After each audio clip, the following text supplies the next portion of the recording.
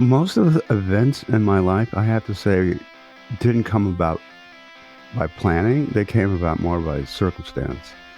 Things will happen to you, good things, sometimes bad things. I saw a remarkable display of humanity, inspiration, sadness, and courage. That was a day that profoundly changed my life. Welcome to Architecture Business Club, the show that helps you build a better business in architecture so you can enjoy more freedom, flexibility and fulfillment. I'm your host, John Clayton, and if you're joining us for the first time, don't forget to hit the follow or subscribe button so you never miss another episode. We're joined by Kevin Kennon, an internationally renowned architect with over 40 years experience in sustainable and innovative design. He's the founder and CEO of Beyond Zero DDC, leading the creation of zero-carbon luxury eco-resorts around the world. And his portfolio includes major projects such as the Barclays North American Headquarters, Rodin Museum in Seoul, and award-winning Bloomingdale stores. Finalist in the World Trade Center Design Competition, Kevin has received over 40 international design awards and has work in MoMA's permanent collection. He also lectures at top universities and contributes widely to discussions on urban development and climate change. To connect with Kevin online, click the link to his LinkedIn profile in the show notes. Kevin, welcome to Architecture Business Club. Hi, John. It's a pleasure to be here, and thank you for asking me to join your show. You're very welcome. Yeah, I've been looking forward to this one, so it's great to finally make it happen today. Yeah. Kevin, before we dig in, I'd like to know a little bit about what you enjoy doing outside of work. Wow, that's a great question. Having just come back from 5 weeks of incredible weather and an incredible place, and we have a place in Maine on the water, and we also had an opportunity to stay at that place, which is absolutely beautiful and simple, but the building itself was about 100 years old and remarkable in the approach to how to build with the land. It's on a kind of granite outcropping and multiple levels of different houses arrayed around this absolutely gorgeous place in which most of it is conserved and just the smallest part of it is where people live. What I like to do in my spare time is, I guess, travel. I travel out for business, so it's a little strange to say what I like to do when I'm not doing business is to also travel. But I feel it's throughout my entire career, it's the one element that seems to continually animate both my work, how I think about my work, and then how I relax and how I enjoy this. And it has something fundamental to do with our humanity or understanding our common humanity by going outside of yourselves or ourselves and trying to fathom the mystery of the world and the universe. Something along those lines is a kind of animating force for me. And I love doing outdoor activities. And, I guess I'll just keep doing it as long as I can. I love that. That's one of the most interesting answers that I've had to that question, Kevin. I really like that. I love to travel too. And it's how lovely that you have the opportunity to integrate something that you really enjoy with your work as well. You said you get the opportunities to travel with work, which is really cool. We're going to talk about the concept of distributive practice so that practices can access the best talent and they can still remain competitive and grow their business. We're also going to hear a little bit about your story as well. You speak about distributive practice. What does that really mean? The idea of distributive practice it's been around for a while. It's not something new, but I think it's more, we have the ability to realize it now in a better way. So the one of the lessons you learn from running your own practice is it's overhead is the killer for most practices. You quickly everything, if you lucky enough to start a practice because someone, maybe someone in your family or a friend or whatever, has given you a job, and you can take that money that they give you and use that to rent a space, hire a couple of people, buy computer equipment, etc. What happens is that then the next job comes along and you're using the next job to expand that space, buy more equipment, hire more people. And then all of a sudden you're waiting for the job after that, and that might take a little more time, because you've been so focused on doing these two projects and doing everything you can to make sure that the clients are happy that you forgot that you had to go out as the owner and find the next job. And so pretty soon what ends up happening, you run into this kind of a Ponzi scheme where you're basically using two jobs out to pay for what you're doing now. And then in most architecture offices, and particularly true of smaller offices, are usually 2 or 3 bad clients away from just going completely bust. And again, this is all, for me, hard-learned experience. Nobody tells you this in architecture school, and nobody tells you this when you're running a practice. So the promise of distributed practice is that you are creating project-based teams. Just in the way that most of us don't try to do the engineering on a project, we'll go out and hire engineers. Either we'll tell the client to hire them, or they will be part of our team and we hire them. And there are advantages to either approach, but it's the same principle. If you have people that you know who are architects and they're particularly good, or you've met them online and you've vetted them, you've had a number of face-to-face, at least Zoom conversations, you've seen their work, you've gotten their references and credentials, et cetera, and you build a professional relationship with them over time, that's how you can expand. Because let them handle their payroll, let them handle their employee insurance and HR and all that other stuff. And you just expect them to, here's what I want you to do, and I expect you to deliver. And if they don't, you fire them and get somebody else. But firing another company, trust me, is a lot easier than firing people who've been working with you, who you've developed personal relationships and you've mentored or what have you. But for whatever reason, they didn't work out. That's a lot harder. And it's not good for morale. But in terms of everything, it's hard to have a studio ensemble office and hire and fire people along the way. You have to. But what ends up happening is you spend so much time as a principal, as an owner, managing what is an inherently dysfunctional process, that if you can avoid it, and then at the same time, you become, and again, you have to take your ego out of this, because the one thing that is the coin of the realm for architecture is not money, it's credit. And credit, not monetary credit, credit for the work that you do, authorship. So you have to be willing to say, I'm operating almost an impresario, like a producer, and I'm pulling it together the best talent. And guess what? This team, XYZ Architects, they really did the work on this part of the project. Bingo. All of a sudden now you've got XYZ Architects. They've come in at a reasonable rate. They've done the lion's share of the work, and they're getting credit for that. So then they can leverage that and put that on their website and say, hey, this is a project I did. And it was a project they could never have gotten on their own. So that's the key to making distributed practices work, is empowering people that you work with everywhere and being able to present that to your clients and say, hey, guess what? I'm able to do incredible work and I can charge you less because this is how I operate. We're lean, we're nimble, and we're project-based.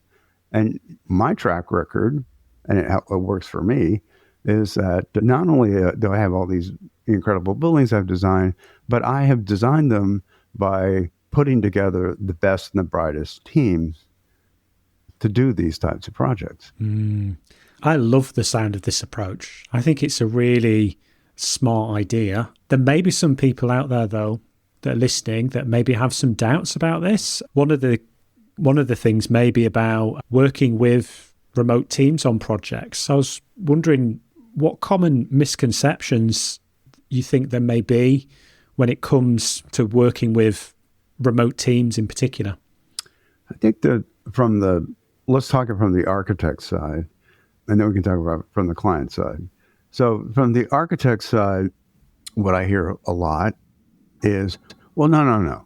Studio culture, everybody being together is essential to what we do.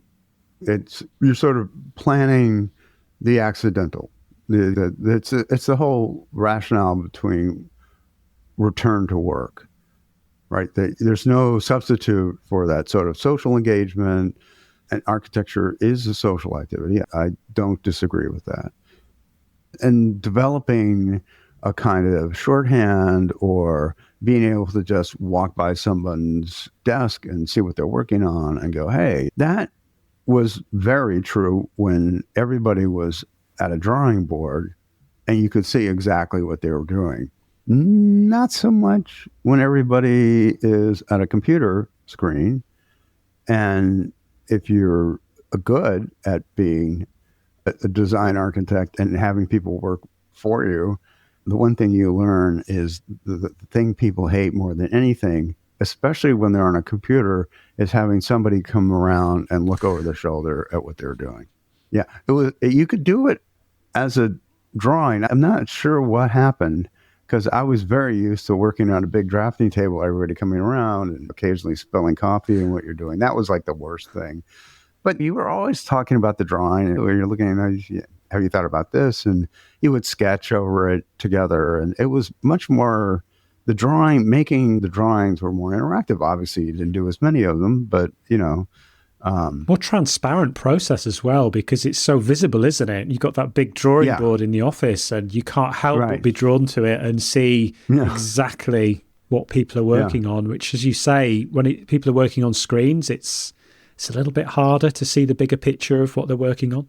Yeah, and then especially if they're working on like design models. Like I do a lot of work on Rhino, and I taught myself how to do Rhino finally because people didn't really like the fact that I would sit down and go, oh, just move this line this way. Can we just put this box over here?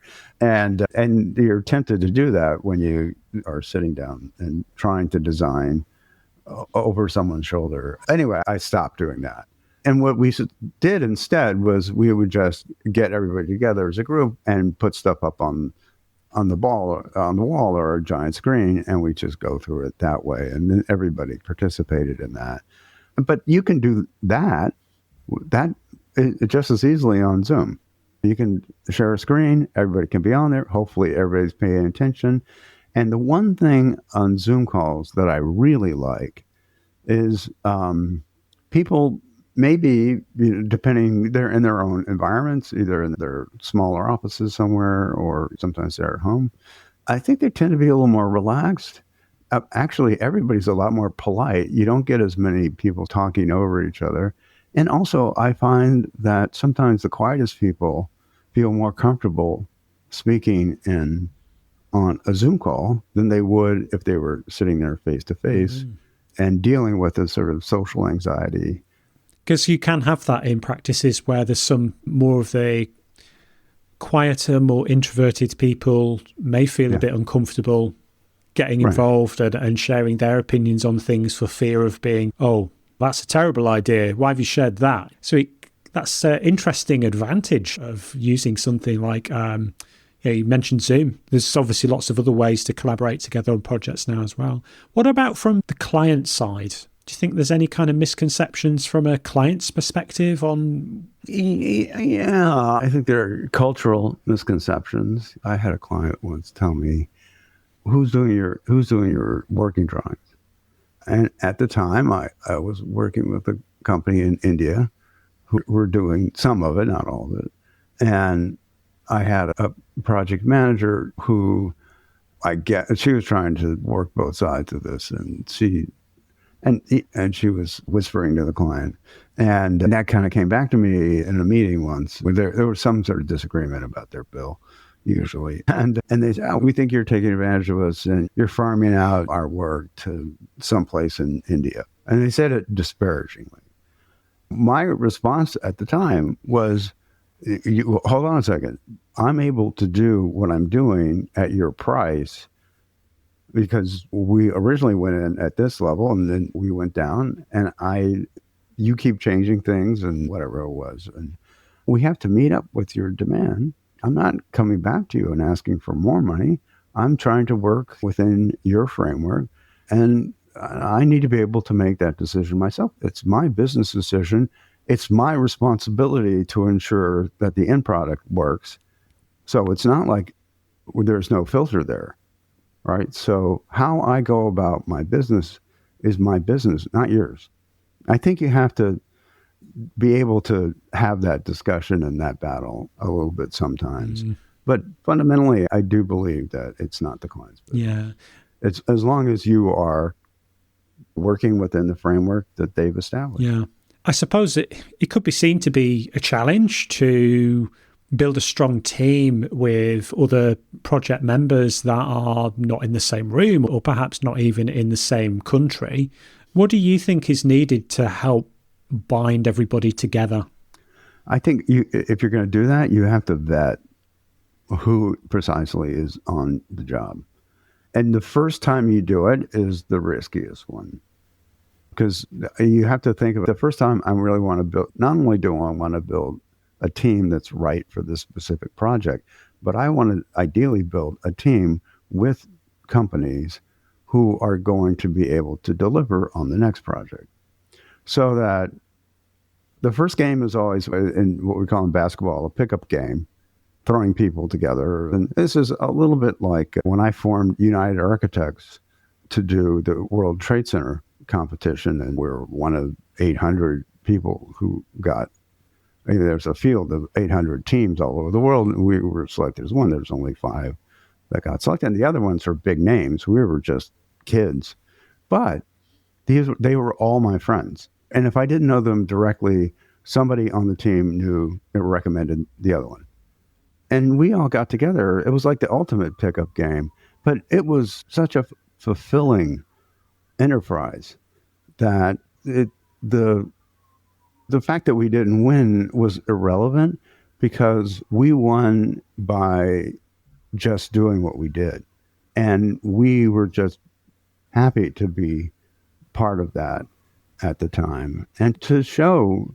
in a way, it was a real illustration of a kind of distributed practice, international, and of people coming together. Now, we did physically come together just because our engineer had a space and donated a space for us to do that in New York City. But we also did a lot of work in a distributed way at that time. I love that. Real success story of this type of model in practice. Was there any other similar stories or examples of this type of model, distributive practice, that you'd like to share? Yeah, at the time that we were did United Architects, there was another company called Ocean, and it was founded by a friend of mine, Kibi Satama, who's a great Finnish architect. And there had been early on, at the dawn of digital architecture, there had been attempts to do that, but we didn't have the tools that we have today. We didn't have the communication tools. What we're doing right now are Zoom calls, or we had web calls and things like that, but it wasn't there. I think it really took the pandemic to sort of make people could understand that, oh, wait a minute, there is a different way to practice. And you know what? We can actually get a lot of stuff done. It does require constantly meeting. You can't just let people go off on their own. You just have to structure those meetings. But that's basically what I did, what I have been doing for the past 20 years. It's meeting with teams, providing direction, and letting them do their thing, and then coming back and doing more, and not so much a day-to-day sort of minute by minute, what are you doing, how are you doing this kind of thing, but checking in every other day and letting people go off a little bit and bring their own skills and ideas and thoughts and to the table, and we all get around and discuss it. Sounds very cool. To summarize this, what would you say are some of the main advantages of distributed practice versus traditional practice? I think the biggest advantage is that we have to change our way of work. I don't think the old model is sustainable. I think our technology works better, and they're all mainly the strongest ones are collaborative tools. Building information modeling, for which everybody has now adapted reluctantly, it only works as a collaborative tool. It fails if in the classic design, bid, build structure, BIM doesn't work. It can't work, because in order to build a successful building information model, you have to basically start from the beginning, and you have to have input from the general contractor at the beginning. You can't have them come in, the design team does one BIM model, and then the construction team does another BIM model. That handoff is tricky, and it's filled with legal issues and all kinds of stuff, and it doesn't work. I don't think it can work. And so if we're going to use these new incredible tools like BIM and AI, we have to. It's just, there's no, in my mind, there's no alternative. You have to try something else. And then the other thing is we have generational issues where people like me have a wealth of experience, and I think that's valuable, but didn't grow up in a digital fluent world. And you need to be able to tap into the experience and then also the capacity of the younger generations with digital fluency. That makes sense. Could you briefly tell me a little bit about your career in architecture, in particular, why you became an architect in the first place? I didn't set out to be an architect. Very few people I know say this is what I want to be since I was young, even though my father was an architect. So probably that's one reason why I wasn't focused on it. But at some point in college, I grew up in Southern California, but I moved eastern United States to go to college. And I had an opportunity to join a program in New York City, a place called the Institute for Architecture and Urban Studies. You can look that up. It has a pretty interesting history as a kind of radical think tank. And they were accepting students I went to a small liberal arts college, Amherst College, and they accepted a bunch of us from various colleges to come and study architecture in New York. And I fell in love with the city, even though New York City, back then, this was sort of the late 70s, was a very different New York City than it is today, a much more of a Wild West. But even that part of it I liked, and the sort of spirit of adventure, going completely blind into a program I had very little understanding. But through that rigorous process, I came to appreciate architecture and essentially fell in love with it. That's cool. That's interesting. You mentioned there that it is true. Not many people, when they're young, they know exactly what it is they want to do and end up going down that path. And that's interesting. You mentioned that your father was an architect, and maybe subconsciously there was something there, that there was always a familiarity with it that maybe perhaps led you down that path. But you've been a practice owner since you were in your early 30s, yes. First as a partner at KPF and then with your own firm. Yeah. What are the pros and cons of firm ownership in your view? Most of the events in my life, I have to say, didn't come about by planning. They came about more by circumstance. And I think that's a really good lesson for a lot of people is that th- things will happen to you, good things, sometimes bad things.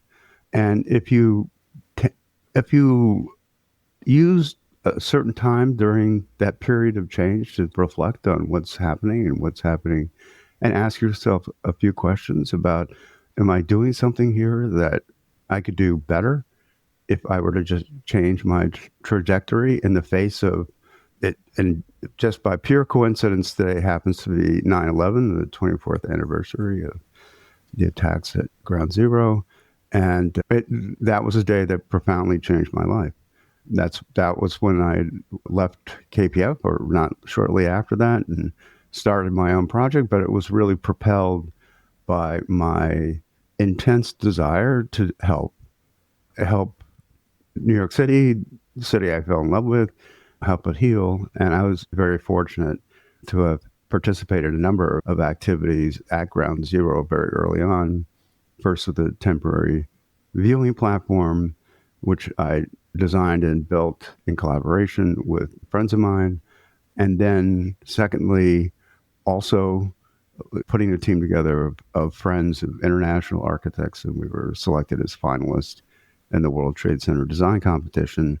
So those two events, I would say, propelled me onto my own and to go out on my own. And again, it wasn't something I was planning to do, but it just seemed the moment to change. How did it feel to be able to get involved in that aftermath and sort of rehabilitation and regeneration of New York after that event? I think, again, it's hard. It sounds strange to say that I consider myself fortunate, but I consider myself fortunate in that I was able to help. A lot of people, I think, had that desire. It's natural when things that hit you are so catastrophic that it's very difficult to make sense of it in the moment. But if you, in my case, followed my heart and everything else followed after that, I saw a remarkable display of humanity, inspiration, sadness, and courage. So I feel privileged that I was able to do a small bit in the healing of the city. Yeah.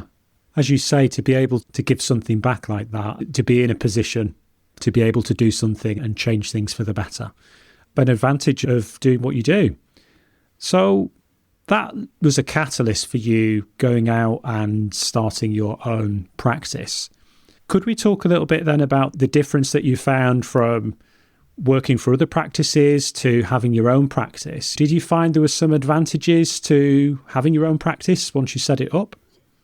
Yes and no. The advantage was that I didn't have an institutional layer of either other partners or one of my things I struggled with when I was, and KPF, I have to say, a lot of corporations was certainly one of the more admirable one. I think the leadership of the original partners, Gene Cohn and Bill Pedersen, Shelley Fox, they were very, I would say, generous in their views of mentorship and helping younger architects succeed. Having those mentors is invaluable, I think, in terms of how you navigate through and understand the complexity of especially the types of projects that KPF was involved in, which tend to be tall buildings, which have their own inherent complexity. And then understanding fundamentally that architecture is, despite its portrayal in movies like The Brutalist, is not a kind of lone wolf activity. Quite the contrary. It really is a cast of many people. And that's part of that also, I have to say, appealed to me. I always enjoyed team sports growing up, and I like that spirit. And I feel like part of our jobs is to create a vision as design architects. We're the point of the spear in architecture projects, but If we can articulate a vision, articulate our clients' desires, and create a vision, that's how I'd like to say it, and then impart that vision through everyone, from the people on your team all the way through to the various consultants, the contractors, and ultimately the people who will occupy and use and live and work there. That to me is the most satisfying part of what I do.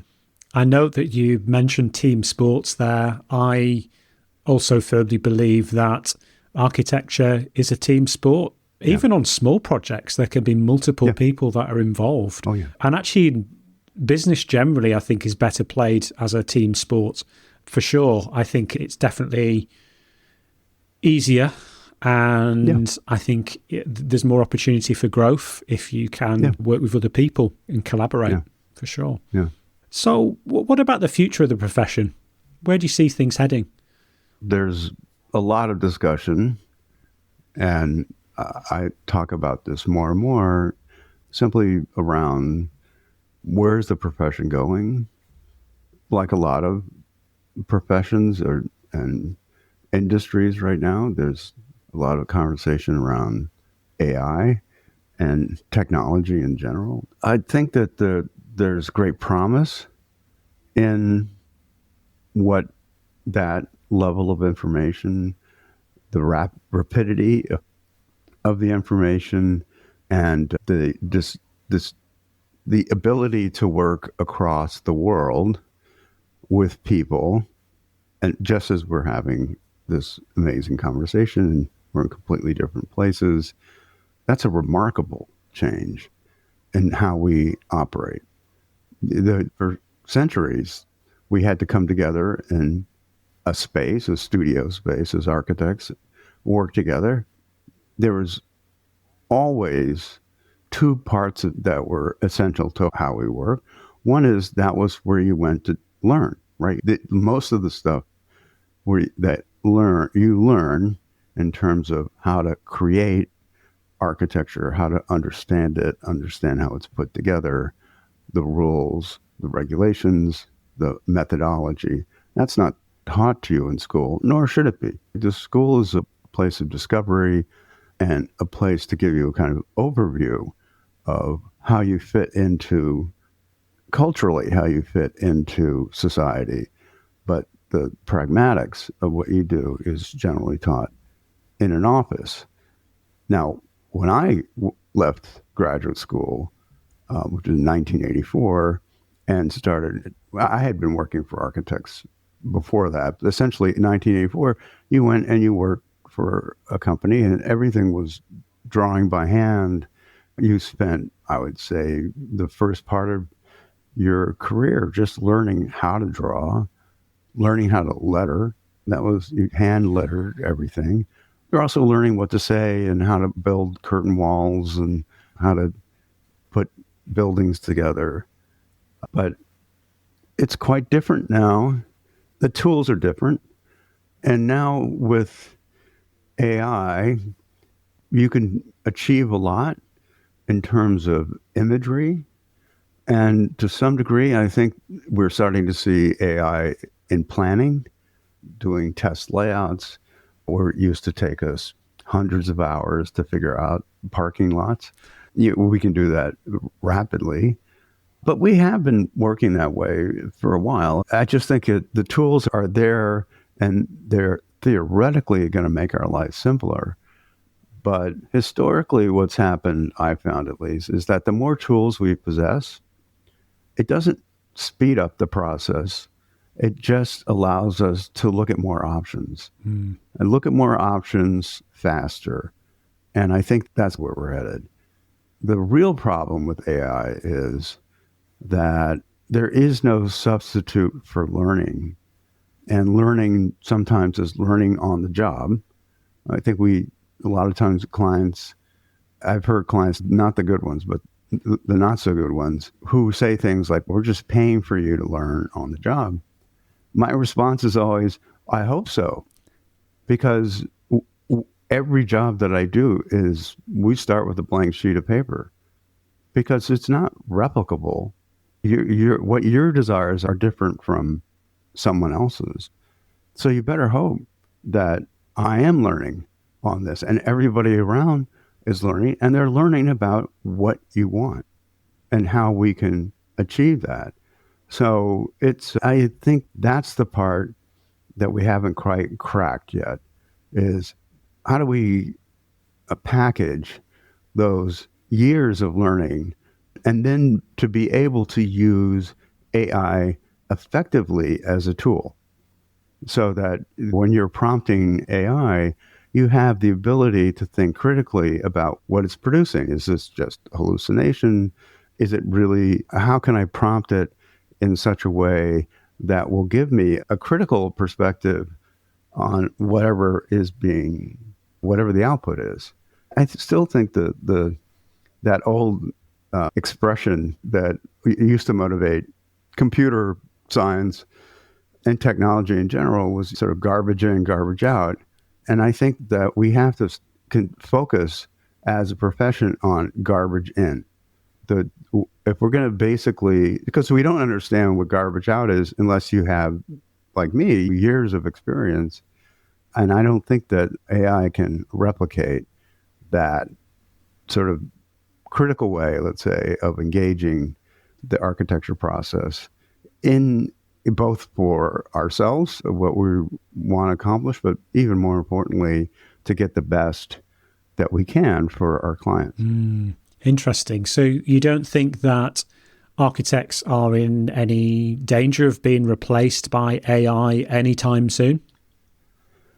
We're all in danger of being replaced by AI. But I think what AI can't do, at least not yet, and I'm not so sure it will ever be able to, is to think, this is going to sound very cliche, basically think outside of its box.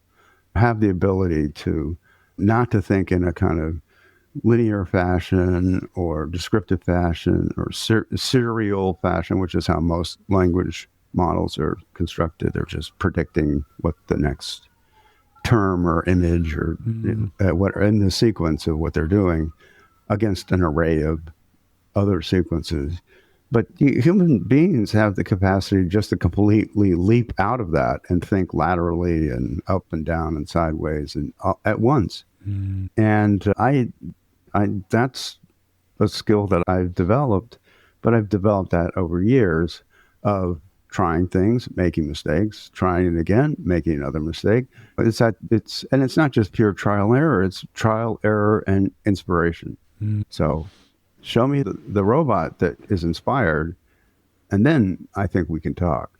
But to date, I don't think. I think right now it's just another tool, and we'll learn to use it, and the profession will adapt. That mean fewer jobs? Maybe.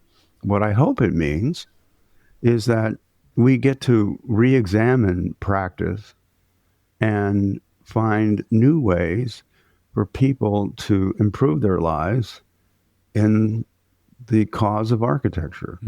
We don't have a great model. It's not sustainable, I think, from just a economic model. It's terrible. It's a process that we inherited from a 19th century, almost Victorian, practically feudal idea about what architects do, who architects were, why people in the 19th century hired architects. It's contrary. Architects the profession of architecture has not been around that long, but it evolved from a different economic model where most of the people who were practicing as architects were fairly well-to-do folks. So if the current model is outdated, what advice would you give to younger practices, to young architects and designers out there?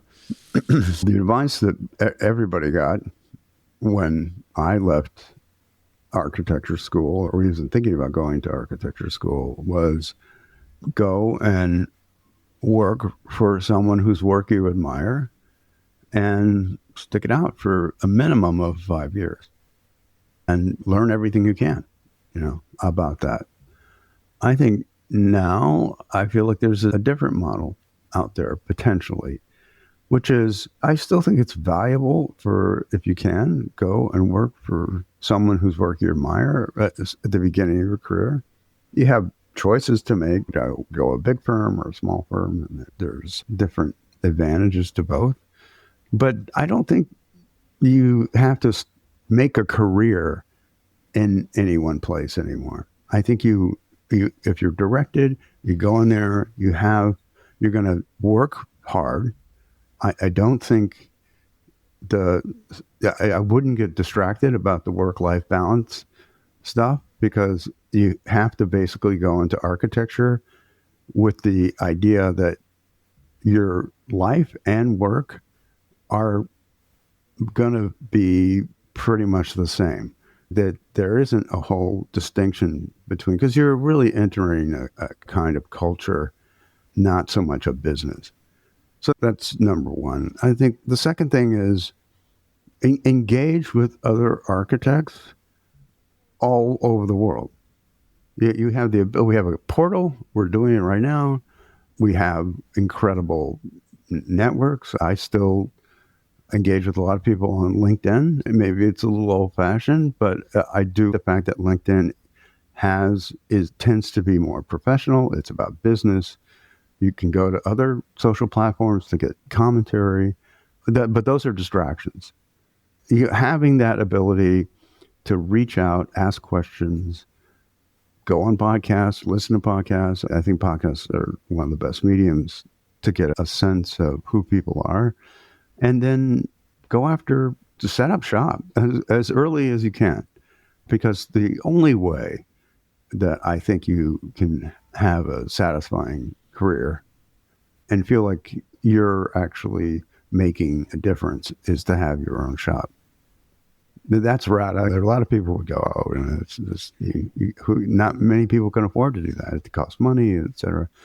But if you're clever about it and form associations with friends or other architects, and for people like myself who are at a point in their career where I don't need, this is going to be American idiom, but I don't need another notch in my belt.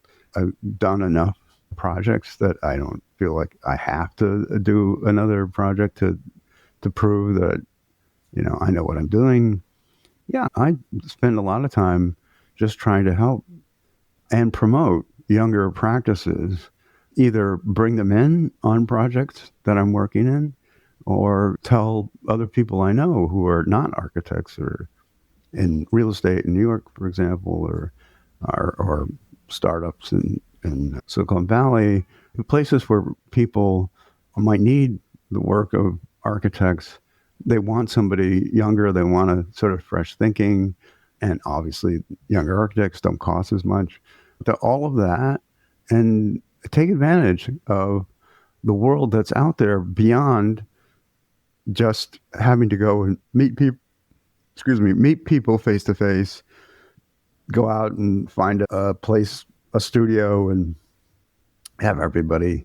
As much fun as that is, and as much as a lot of people idealize that, you don't need it to make architecture anymore. You can do it perfectly well, and there are plenty of companies out there and they work 24 hours a day, and who will produce the right set of documents and get you that kind of autonomy that I do think is something that, well, that's what I would do if I were just starting out right now. What would be the main thing that you would like everyone to take away from our conversation today?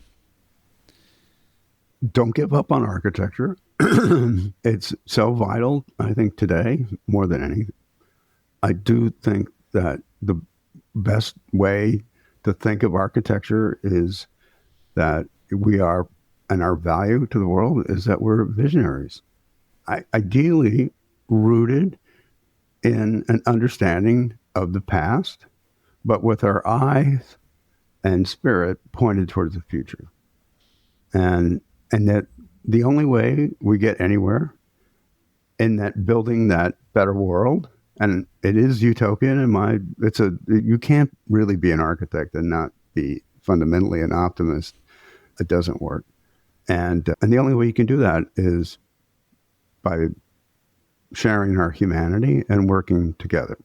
Oh, that's a nice positive message to leave people with. Thanks for that, Kevin. Was there anything else you wanted to add that we haven't already covered?